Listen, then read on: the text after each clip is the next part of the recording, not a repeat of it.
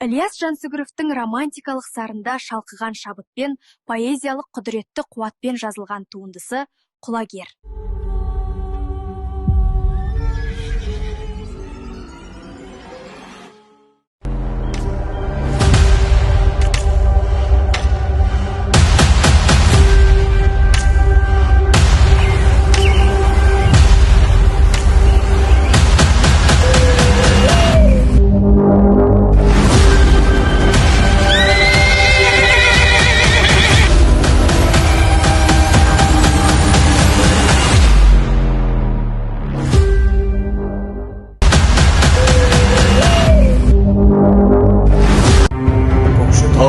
Көп жердің бір көркем жері, қыз орман, Бурабайдың мөлдірлері.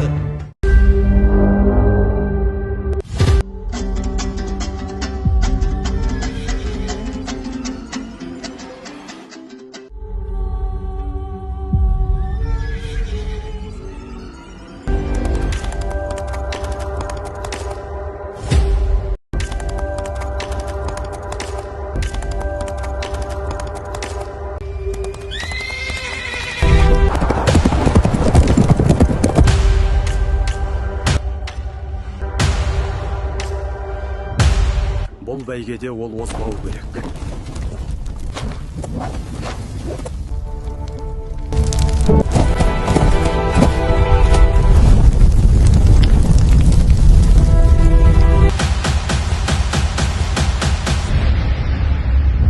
Құлагер тағы да алдыда келеді. Көзін құртыңдар.